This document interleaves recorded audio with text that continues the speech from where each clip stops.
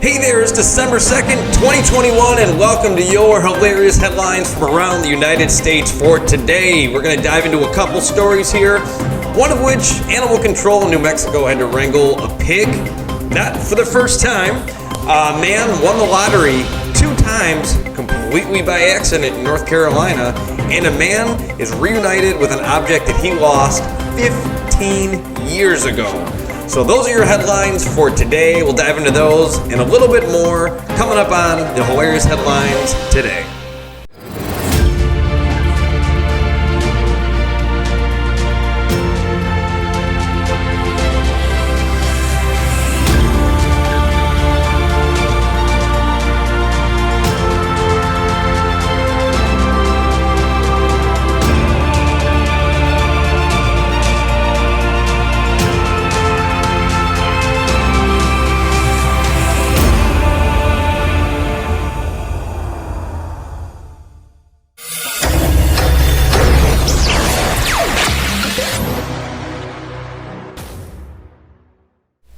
Hey there, and welcome to the first episode of our funny stories from around the United States. You know, this is going to be a collection almost daily. I'm going to try to do it as close to daily as I can of funny news stories from around the United States, because I think that there's just so much negativity out there in today's world, and we could all use a laugh or two. So I thought, why not start something? I have such respect for independent journalists and, journalists all over the world for what they do. And I always kind of was jealous of that profession. I feel like I'm someone who just has so many different passions and interests and hobbies. So I was thinking to myself on my YouTube channel, how can I become a little bit more interesting and kind of diversify, right? You diversify your money portfolio. Geez, I don't even know.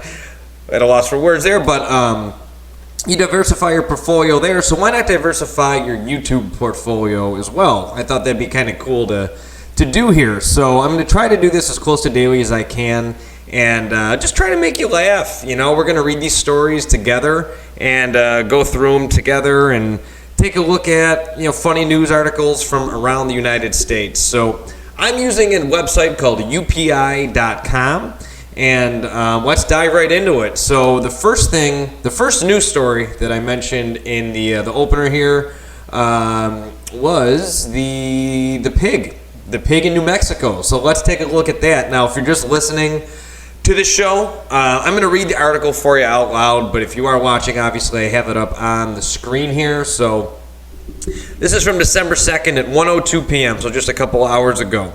Loose pig wrangled by animal control deputies in New Mexico. Let's see. Authorities in a New Mexico county said animal control deputies were called out to wrangle a loose pig for the second time this year. The San Juan County Sheriff's Office said the pig was spotted running loose in the county, and animal control deputies were dispatched to wrangle the hog. The pig was taken to the Aztec Animal Shelter, where it was later claimed by its owner. The Sheriff's Office said the capture came just 4 months after another loose pig was captured by deputies.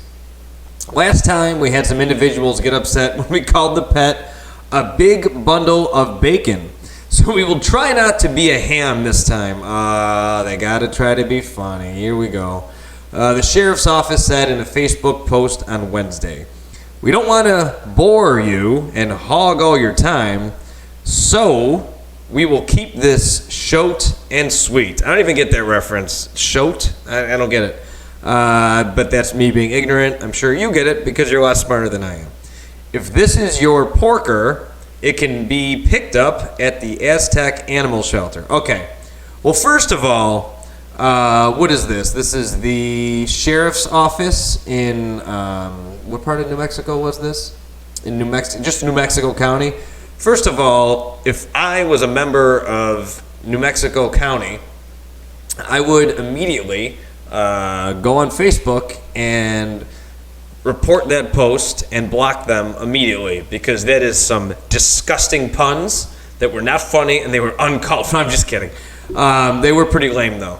But could you imagine being a sheriff or being a part of that police department, and for the second time this year, you have to go wrangle a pig. I mean, I'm sure that's not in the training. How do you even wrangle a pig? You know, I will say that's very impressive that this pig was able to be captured, because I'll tell you, I got 2 dogs, and if they were to get outside and get loose, there is a 0% chance that I'm ever seeing those dogs again. Not that they don't love me, but if they're just outside, they're going full sprint. You know what I mean? So I'm very impressed that the sheriff office, I'm sure with 0 training on wrangling pigs, was able to wrangle this thing. I've never personally had to wrangle a pig. I'm from the city of Buffalo. I did not grow up on a farm. I did not grow up, as a rodeo clown or whatever situation would call for me wrangling pigs and tackling them. But, kudos. They had practice. Apparently, like it says, it was the second time this year. I'm highlighting it right there. So, they've had some practice, apparently, right? And if it happened once, it's probably going to happen again. So, maybe they'll add that to the training. Maybe that's a new part of the New Mexico County Animal Control training regimen is, all right, can you shoot a gun? Can you hit a target? Can you pit maneuver a car? Great. Now let's practice, tackling pigs. All right. Well, that's the first story today. That's pretty ridiculous. That one caught my attention. I thought that was pretty funny. So, wrangling pigs in New Mexico. Awesome. All right. Let's switch gears here. I mentioned, what's the other one? I mentioned the Georgia man. So I mentioned that he was reunited with an object that he lost 15 years ago. Well, that was a class ring that he lost 15 years ago, right in the headline there. I didn't want to bury the lead, so there it is. All right, let's take a look here. So the caption under the photo of his class ring, apparently that's it. Marilyn Jackson found a Peach County High School class ring of 2006 while walking near Georgia Southwestern State University in 2006, and was able to track down the owner 15 years later. All right, so uncovering a little bit, this lady's been hanging on to it for 15 years, which leads me to the question, what's she been doing with it for 15 years, huh? I'm on to you, Marilyn. Let's read the article here. A Georgia man was reunited with his high school class ring 15 years after he lost it while out on a run. Ian Pearson, a 2006 graduate of Peach County High School in Fort Valley, said he was out on a run while a freshman at Georgia Southwestern State University when he lost his ring on a walking trail. Quote, when I lost my class ring freshman year of 2006, I never really thought I'd see it again, Pearson told WALB-TV, whatever that is. Apparently that's in Georgia. Pearson's ring turned out to have been found by Marilyn Jackson shortly after he lost it. Jackson said she found the ring while walking on the trail, but she was unable to read the engraved letters because of the small size of the print. Likely story, I think Pearson saw, like in the cartoons, the dollar signs in her eyes and was like, payday, baby, I'm going to get rich. I'm just kidding. But Jackson said she took out ads in local papers trying to find the ring's owner in 2006, but was unsuccessful. She said a recent news report about another lost and found ring reminded her of the item still in her possession. That's impressive. Let's drop the article for a second here. She's been hanging on to a stranger's ring for 15 years. That is absolutely insane. I think if you look around my room here or anywhere in my closet, my apartment, I don't think I own anything that I owned 15 years ago. So that is damn impressive. Nice job, Marilyn. Let's see here. Where did we leave off here? She decided to renew her search. I had my magnifying glass. I had my eyeglasses on. I had a couple of lamps for light. It took me about an hour to figure out what those small, tiny letters were, but it worked. All right, Marilyn. Well, I'm going to immediately retract the kudos that I just gave you, because why wasn't this something that you considered, 15 years ago? You just decided that, in 2016, when the writing was too small, you said, well, my eyes don't work that well, so I guess it's a lost cause. I'll just take out an ad in the paper because, everyone reads newspapers. Why didn't you think to use a magnifying glass 16 years ago? Were magnifying glasses invented in the past couple of years? I do not think so. I'm on to you, Marilyn. Jackson searched online for the engraved name and was soon able to connect with Pearson. I asked him, "Did you lose a ring, a class ring in 2006? He texted back. She texted him, didn't call him. Yes. Then the conversation started, she said. Pearson thanked Jackson for her efforts to return his ring. I'm grateful Mrs. Jackson found it, kept it, and sought me out after all these years, he said. He celebrated the ring's return in a Facebook post. There's a link. I don't really care enough to click on that link to see this guy's Facebook post. Quote, well, looky here. 15-ish years later, I get my high school class ring back, he wrote. And that's it. That's the end of the article. You'd think after 15, 16 years of this ring being gone, maybe he'd, I don't know, buy her dinner or something, give her a little bit of a reward. I mean, I know in my personal world, if I'm holding on to something for 15, 16 years, and I'm allegedly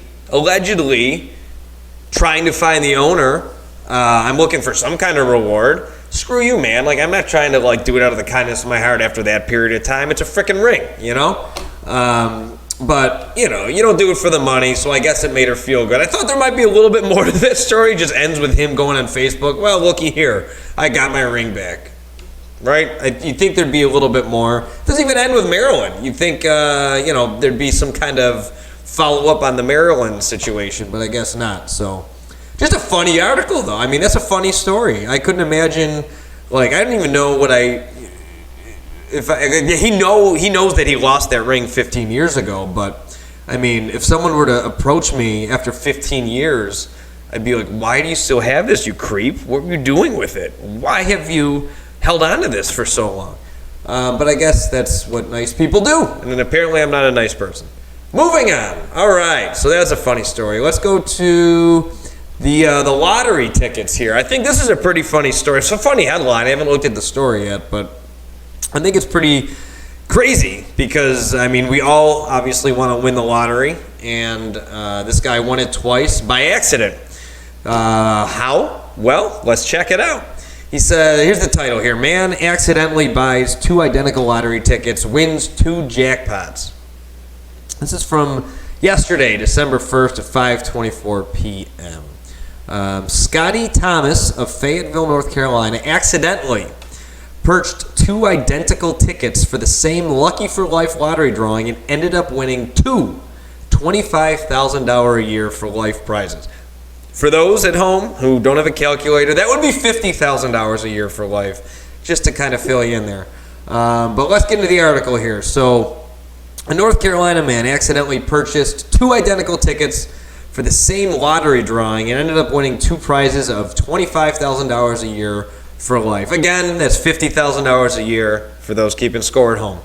Scotty Thomas, 49, of Fayetteville, told North Carolina education lottery officials he was thinking about Saturday's Lucky for Life drawing and couldn't remember if he'd already bought a ticket.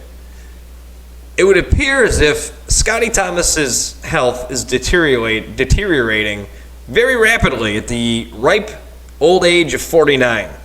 If you don't remember going to the store and going through the process of buying a lottery ticket, boy, you have bigger fish to fry. I mean, maybe this guy is such a degenerative gambler that he is just rifling lottery tickets 24/7. So maybe this $50,000 a year for life that this guy won, maybe that's getting him out of gambling debt, that he's probably crippling gambling debt he's had for years. Maybe this will, get the bookies away from breaking his legs. Maybe this buys him some breathing room. Who knows? Who knows about Scotty? This guy sounds like a mess. We'll continue here. Quote, I was just lying in bed watching a basketball game on TV, and I couldn't remember if I filled it out or not, Thomas said. Okie dokie. I went ahead and filled it out again, and the next morning my son asked why there were 2 different amounts listed. I realized I think I filled it out twice. Okay, well, we're kind of painting the picture here. Scotty's son apparently still lives with him. So if Scotty's 49, let's do the math. I don't know, let's say he was 30 I guess 19. Okay, never mind, I take it back. I was about to call Scotty's son a loser, but, some 19-year-olds still live at home, so I'll let this one slide here, Scotty Jr. I don't know the kid's name. Thomas, who bought both of his $2 tickets online, ended up winning a $25,000 a year for life prize with each ticket. Quote, "When I realized I won, I had to lie down on the floor because I really just couldn't believe it," Thomas said. "It's just a blessing." Well, I guess your terrible memory is a blessing and a curse, because maybe you bought 50 more tickets you don't remember. How about that, Thomas? Thomas chose to take both of his prizes as a one-time lump sum payments, a total payout of $780,000. So, yeah, that's a lot of money. I would love that amount of money as well. Good for this guy for being a total screw-up and just falling backwards into money. The winner said he plans... The winner? What a weird way to put that in the article. We know his name. His name's Thomas. The winner said he plans to use his money to invest in his business, pay off bills, help his family, and potentially buy a house. Well, it's terrifying that this man owns a business. If I was the IRS, I would immediately audit this man. If he can't remember that he bought 2 lottery tickets, what else is this guy hiding, huh? So, yeah, I got that. Pay off bills, all right. I mean, who wouldn't do that, right? We got to pay off our bills. Help his family and potentially buy a house. I got an idea. Why don't you get your son an apartment? Get him out of your house. And then all of a sudden, it's like you have a new house because your son's not around bothering you every morning. Why'd you get 2 lottery tickets? That's my advice for you. So, Scotty, go ahead and do it. Scotty, right? Scotty Thomas? Yeah. So, Scotty, that's my advice for you. Kick your son out of the house and go buy him an apartment or a condo or something. Get him out of there. That's it on that story. All right. I thought that was a pretty funny one too. You know what? That's the 3 stories, but you know what I'm thinking? Let's do a bonus story today. How about that, huh? Because it's the first episode, and I think it might be fun to dive into another one. We're gonna keep it in the United States, although this 44-foot pyramid of washing machines breaking a Guinness World Record looks pretty funny. I'm bitter against Guinness. I applied for a Guinness World Record recently, and they rejected me. So screw you, Guinness. I'm not going to give you the publicity here. Let's see here. Oh, okay. Let's do this one here. About skysurfing. I don't know what skysurfing is. Is that the same thing as skydiving? Let's find out. So a skysurfer does 160 helicopter spins for a Guinness World Record. Okay, so this person is apparently on a surfboard in the sky. I guess that's why it's called skysurfing. It adds up. 160 spins. That makes me want to vomit just thinking about that. Let's see here. Let's get into the article. A U.S. skysurfer took to the skies of Egypt to break the Guinness World Record for most helicopter spins while skysurfing. So immediately I got questions. Why does this guy have to go to the skies of Egypt to break the Guinness World Record? The United States, as far as I know, I mean, where I live in the Dallas area, has plenty of open sky. So why does this guy have to go all the way to Egypt to start spinning around in their skies?